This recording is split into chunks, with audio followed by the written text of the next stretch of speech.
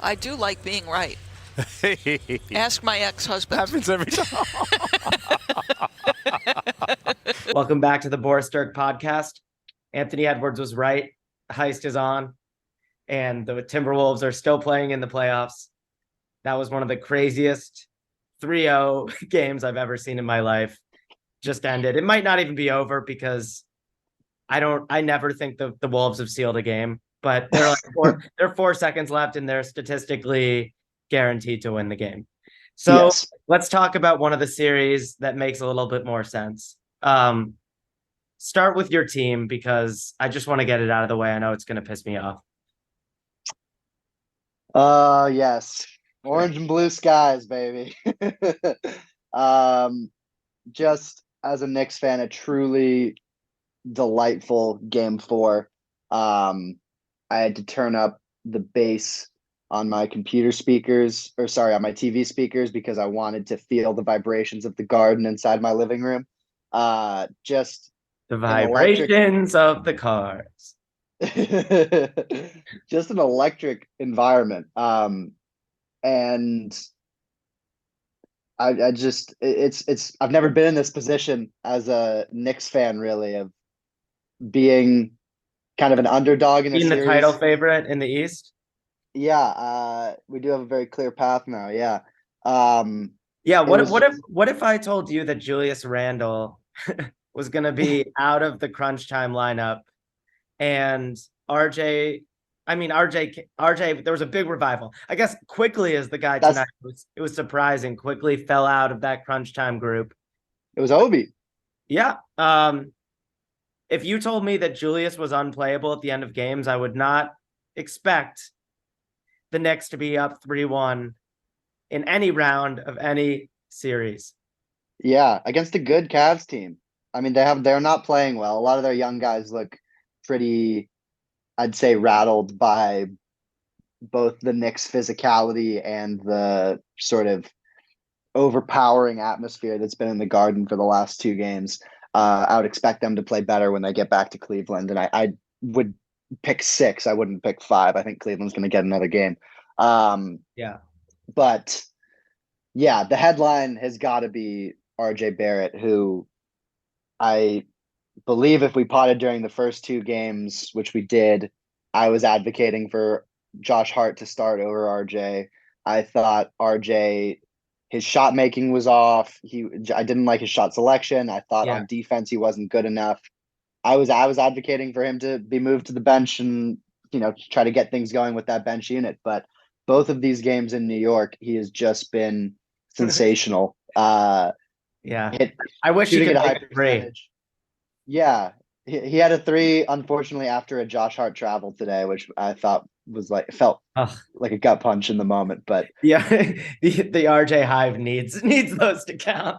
yeah.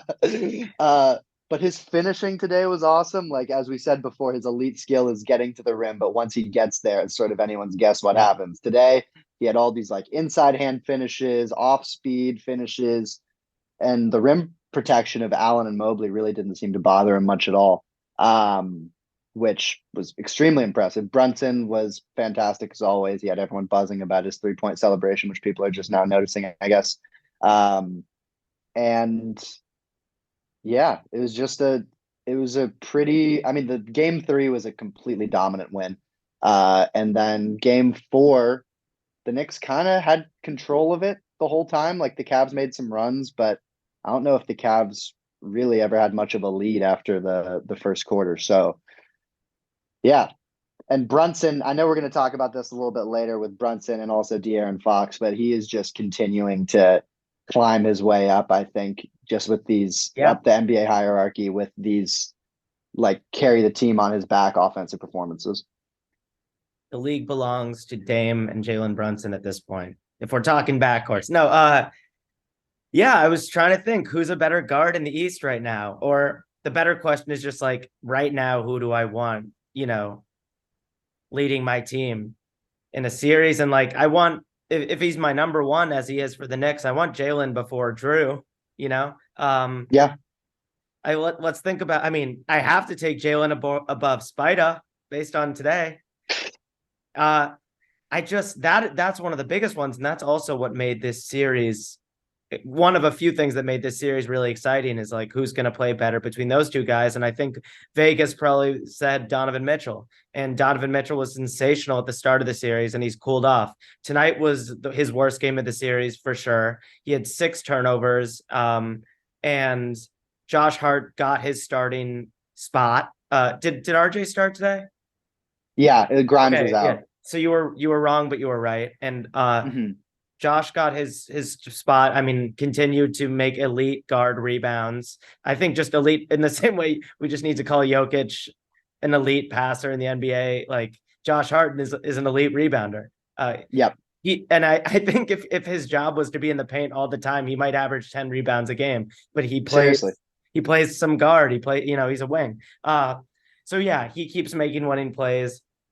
And I just can't believe not. It makes sense that you held Mitchell to 5 for 18. Like those games happen with high volume guys and shooting ebbs and flows. But he had 11 points. He wasn't able to compensate by getting to the free throw line. And yeah, Brunson's been the best player on the floor. And when you've got the best guy, you've got a chance. Yeah, the theory of winning the series for the Knicks going into the series was, yeah, they have the best guy, Mitchell, but we have Brunson who can sometimes match that, and then our 5 through 8 in our rotation is better than their 5 through 8 by a wide margin. What I did not count on was Brunson playing Mitchell, not even to a draw. He's just been better than Mitchell, as you Yeah. said. And then not having our second option be a factor at all in Julius Randle. He was actively destructive today. Like I was texting in my Knicks group chat that he just gets this look in his eyes, and you can see it like immediately in a game where he just looks checked out. And I think Tibbs, to his credit, recognized that in the second half and just continued riding with Obi Toppin, who was giving them a lot more energy and verve on offense. But the other thing I didn't see coming is that the Knicks bigs have thoroughly outplayed Cleveland's bigs. I mean, Cleveland's rim protection between Allen and Mobley, 2 of the best rim protectors in the NBA, was kind of their strong suit for most of the season, fueled them to a top 2 defense in the league. And both of them have been outplayed by combination of Mitchell Robinson and Isaiah Hardenstein this series, which I don't really think anyone saw coming. Both of them tracking down rebounds, protecting the glass. Hardenstein had a great block on an Okoro dunk today. Just sort of deterring Mobley in particular around the basket has been huge. And yeah, Hart was amazing in his defense of Donovan Mitchell, just his navigating screens, being physical with him. And yeah, I'm sure he's probably going to start again in game 5, and Grimes might go to the bench, but it was a really impressive win for the Knicks. Also, if you told me the Knicks had a real chance or they were going to win this series, I would have expected Quickley to be playing a large part. Because for everything, the Cavs get from those 2 awesome guards, at least that's a matchup where you'd feel like you can play Quickley and Brunson together pretty comfortably and not feel completely outsized. Mobley isn't at a level offensively yet where you're like really worried about mismatches when he's on offense. And yeah, I mean, I was really pissing off you and your brother a couple days ago. Like I said some dark things about Julius Randle because he's one of my least favorite players in the league. And I think he encourages pathological selfishness and isolation garbage. And I think that stuff is contagious.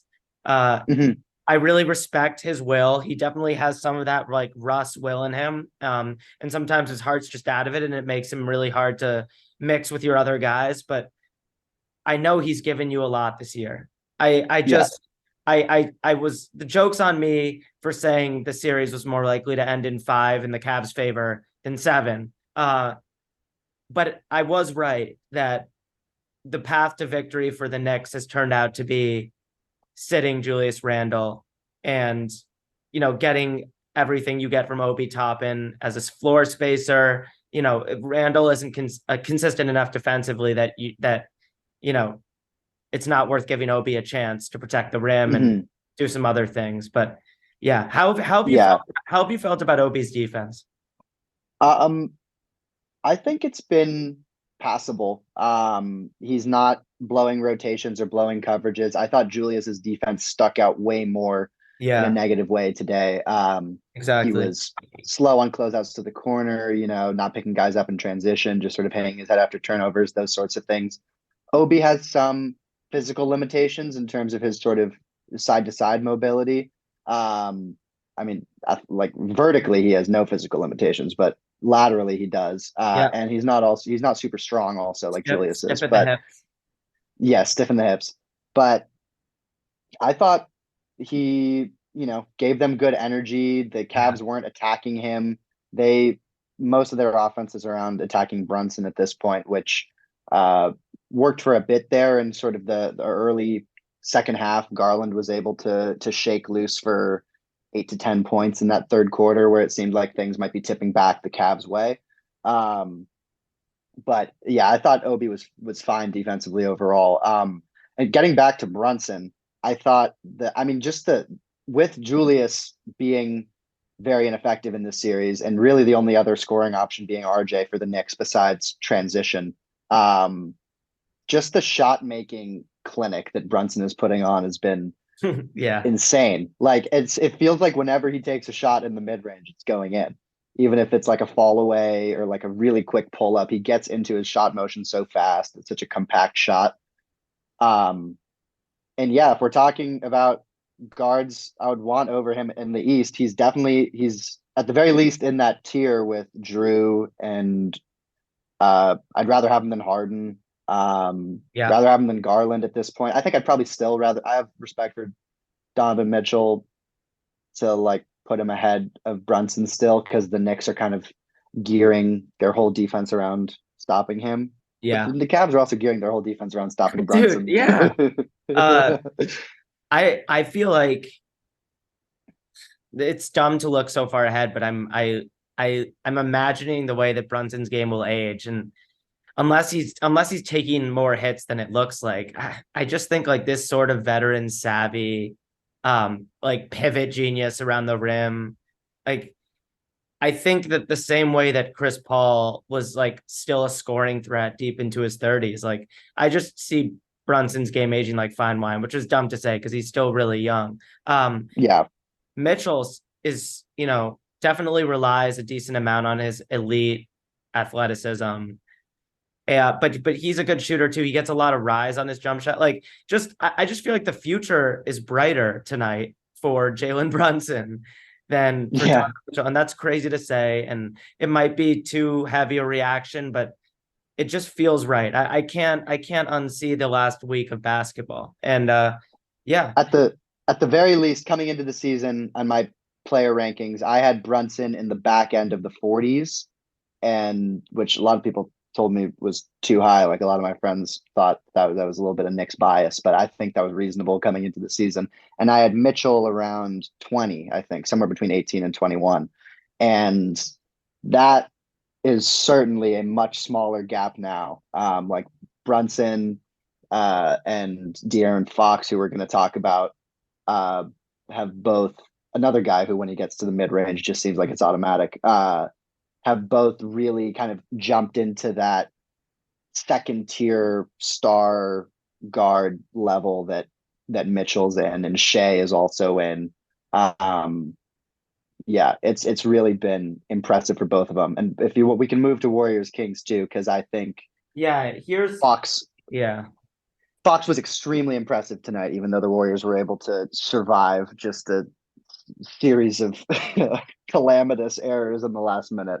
But yeah, go for it.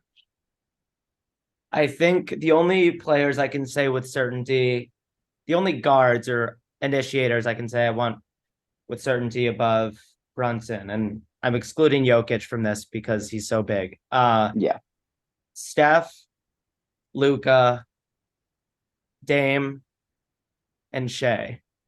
And Shea, I'm not certain about, but hmm I think just because of Shea's defensive ceiling, I might still lean Shea. I'd lean Shea as well. Yeah, but I'm not sure. I'm taking Brunson above Fox tonight. I'm taking Brunson above um I'm taking Brunson above Mitchell tonight. I'm taking him above Garland. Like that's how ridiculously Wow. good he's been. Yeah, And like yeah, who's the second option on this Knicks team? It was RJ Barrett tonight. yeah. And I feel like the nights that Brunson isn't necessarily feeling it, shooting wise, like he will still get to the rim. He'll still get to the free throw line. He'll become more of a traditional point guard. Mitchell tonight, the shooting wasn't there, and he was bothered a little bit at the rim by Hartenstein. He was bothered by Hmm. Mitch Rob. Um, and so yeah, in this series, Brunson's lows have been much higher than Mitchell's. Did you say Ja for someone you would take over Oh Brunson or yeah, no? yeah, Ja. Okay. Um, Just yeah, making sure. I would definitely take Ja before Brunson. All right, Yeah, okay. Kings Warriors. Yeah. What just I was watching it with a couple Warriors fans. I was just a happy impartial observer after the Knicks win, but that was one where when the Warriors won, it felt much more like a thank God we didn't lose as opposed to like uh, a sort of really emphatic win. Um, like my biggest takeaway from that game was how impressive Fox was and just the mental fortitude of the Kings to come back against every sort of knockout punch that the Warriors tried to throw. Steph had a number of insane threes, a few more that kind of rimmed out.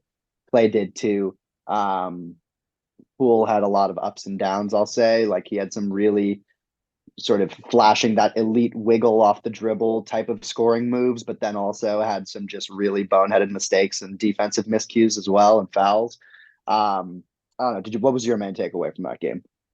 I was more cynical about the Kings fourth quarter. Like Mm, I'm not the biggest Mike Brown fan, but what he did this year was undeniably great. I still wonder if he's a guy that I might consider a regular season coach because I still have nightmares of when he was coaching the Warriors against the Grizzlies last year when Kerr was out. And I thought that was sometimes hard to watch. But hmm. this Kings team is really tough. Like I've been thinking a lot about how I respect teams with a plan. And I still think it was a mistake to trade Halliburton for Sabonis. I'd rather have Halliburton than Fox. And Halliburton was the guy that I was thinking about, Halliburton or Brunson, because I love Halliburton.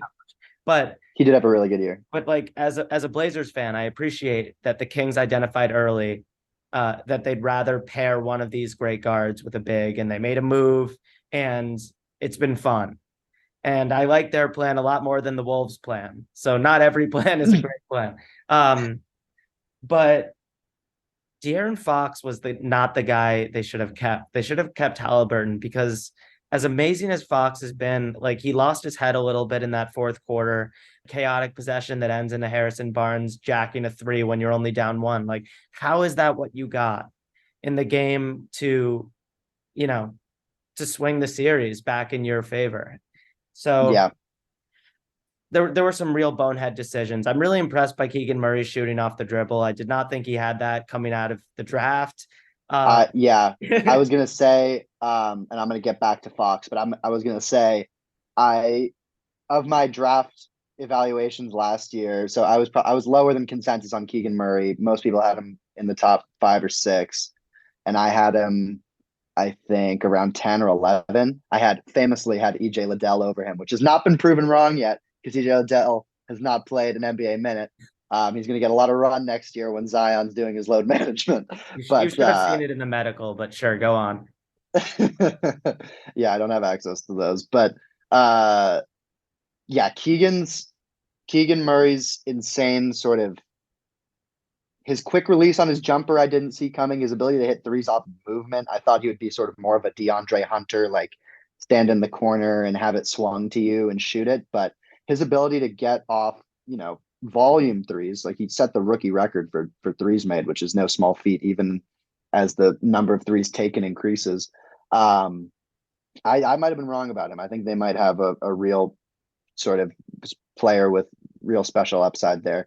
Um, because his offensive game really just has a lot of polish. And on defense, he's not a liability. He's at least smart, and can sort of and he's big and he can put himself in the right places. I'm gonna disagree with you on Fox though. I came away from the game very impressed with him. I thought, um, I mean, the Fox Halliburton discussion is an interesting one. I'm not sure which way I'd lean on that in terms of which one I'd want right now. I'd probably want Halliburton more going forward, just because I think I lean towards like visionary playmaking, which I think he has, and he I think it's easier to build different types of teams around him compared to Fox, where he sort of needs the ball in his hands a little bit more and to be one of the primary options. Um, but as the primary option, his scoring in this series is he's just kind of cooked whoever the Warriors have put in front of him one on one. He's gotten so good at that kind of short mid range, which basically I think of as kind of the elbow distance and in, um, where it seems like every time he gets into a floater from that spot, it goes in, and without any doubt too, like it just straight drops through the net. Um, he hit an insane three down the stretch as well to, I think, cut it from 4-1 towards the end of the game after it was right after when Steph called the timeout when they didn't have any timeouts left. And I didn't realize that rule change, or that rule meant that you lost the ball too. That's Yeah. a kind of a nuts rule. I feel like it should just be a technical, but yeah, talk to Chris Webber. But yeah, I think Keegan's shooting off movement, super impressive. And De'Aaron has been tremendous, but a lot of things went right for them tonight, and it was really a game that they needed. And De'Aaron was messy in the last couple of minutes, and I thought the offense was just all over the place, and it's been hard for them to activate Sabonis late in games. And yeah, they had a chance to most likely end the Warriors dynasty tonight. And yep.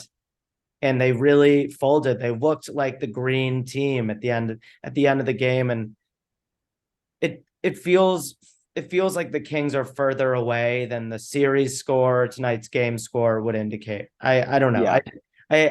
I was worried that I was going to log into Twitter and Kevin O'Connor was going to be tweeting Kings should blow it up, because I was hearing that terrible voice in my head as I watched them blow a winnable game.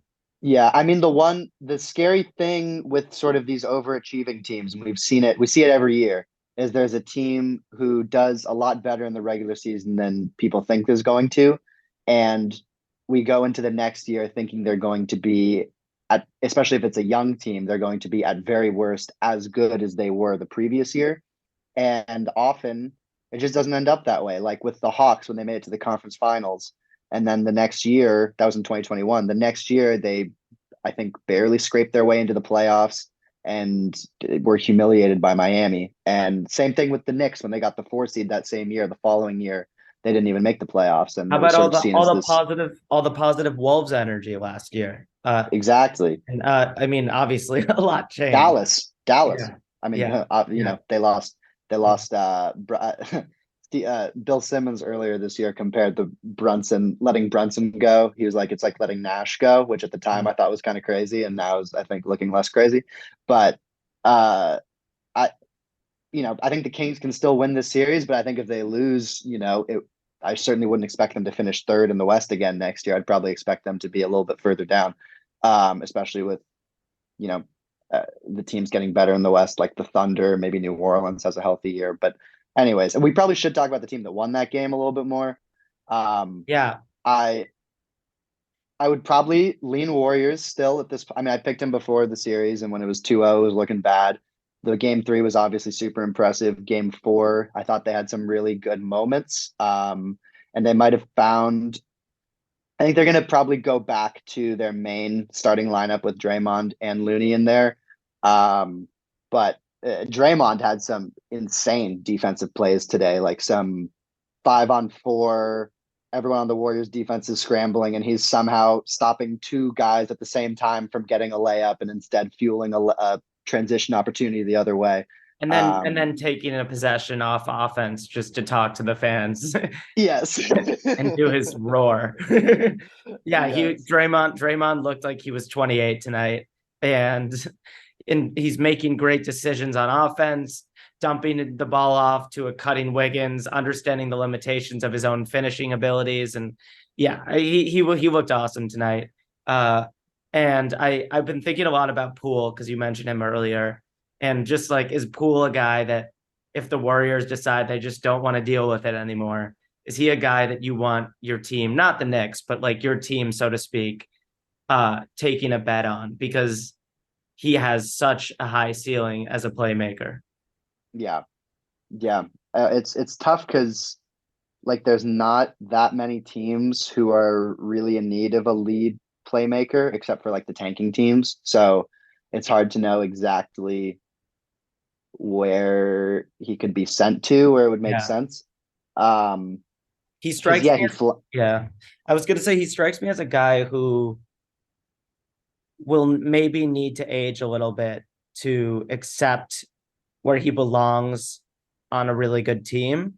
And I yeah, guess that's a crazy thing to say because his team won it all last year, but it was, it was a rocky road for Poole in the playoffs. A lot of people talking about his how he's a destructive defensive guy, and so his defense is always a question. His decision making is always a question. He takes a couple shots every game that I just wish he would not take, but so does Steph. But Steph is Steph, so maybe he's just learning from his father. hmm But yeah, it's just Poole. Just Poole has these moments, these NFTs within games at any point in the year where if you yeah, only saw those, you'd think this is one of the superstars of global basketball. Like, right. uh, his smoothness. And so, yeah, I don't know. It was just a thought because I remember when Mitchell was such a distressed asset on the Jazz, and I did that whole rant. I'm trying to think of who my next guy is. I don't think it's Poole, but he's a candidate. Yeah. So there's the kind of bracket that's playing towards Denver Phoenix second round, which should be a fantastic matchup. We're not even going to talk about Kawhi missing games 3 and 4 because it's just too depressing. Yeah, that series is the But same. Russ is still the best player ever. yeah, um, who do you think is the best team in that like That foursome quadrant. that could be in the second round between Warriors, Kings, Lakers, Yeah. and Grizzlies? Because I like keep going back and forth where like I think I can't tell if it's my head or my heart wants me to say the Lakers, but Yeah. then they'll put forth a performance like they did in game 2 against Memphis, where they just don't show up and they flash all of their bad defensive habits and look like they have no interest in scoring. Yeah. Um, So and here's then the sometimes I thing. want to, yeah, go. In the same way that I'm naked and afraid and deliriously holding on to my Cavs pick, just out of respect for the pre-playoff pick, I don't think you can change it. I still am gonna look you in the eye and say the Cavs are winning in 7. They won't, but uh, I'm sticking with the Warriors because I chose them to make the finals, and so that's my answer. The Lakers, I think, have been the scariest team. If I just knew nothing before the playoffs, I think I'd probably be most intrigued by them in that bottom half. Yeah. But it's hard to talk about that series, Grizzlies Lakers, because when Steven Adams went down in January, the Grizzlies were leading the NBA in rebounding by like 2 rebounds. It was crazy, and they quickly fell to like somewhere in the top 10. Over Mhm. that last portion of the season, and one of their next best rebounders, Brandon Clark. yeah, is Clark. So it's just been hard for them. It's been hard for them to survive because Jaren can't play 48 minutes, and I think the Lakers have looked really solid and somehow ended up with a deep roster for the second half of this season. But this version of Memphis isn't the craziest test for a team that has championship aspirations. True. Yeah. I keep I don't know if it's like if it's just indicative of the modern NBA, but I feel like I keep thinking that the next thing coming is going to be super exciting and intense, and it often ends up letting me down because Yeah. I thought the first round was going to be Welcome to awesome and adulthood, intense. kid.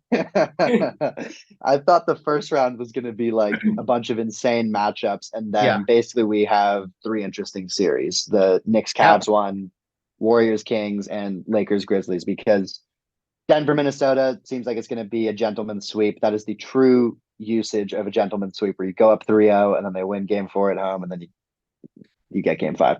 Got it.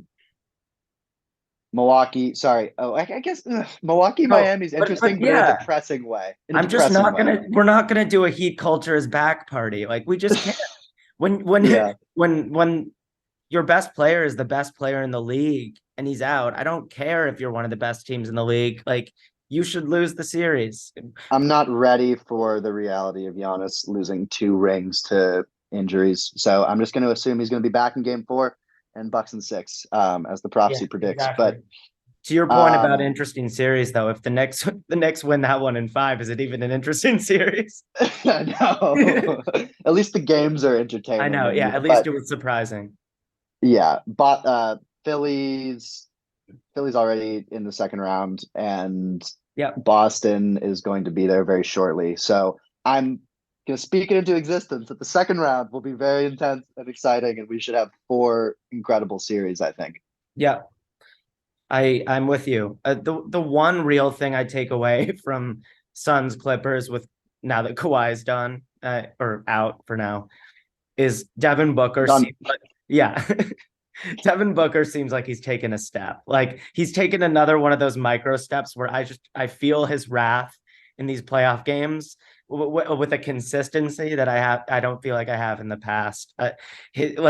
He has been the engine behind their offense as KD does his sort of I'm just going to stand over here. I'm KD, I'm the most respectful top 10 player ever. And it's been Booker who's working his tail off to get them good shots and making insane ones himself.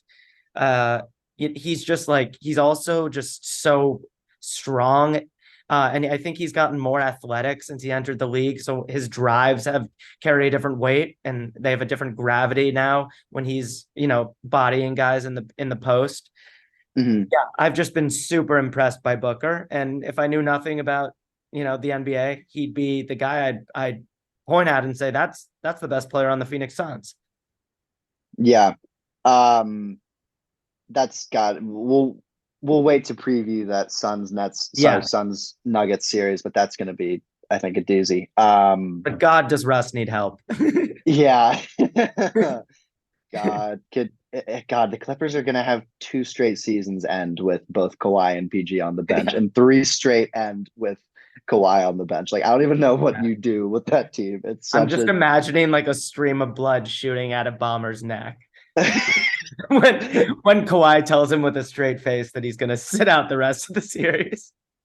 Yeah, I mean, I don't think he told him. I feel like it's the Clippers. No, he's never told them anything.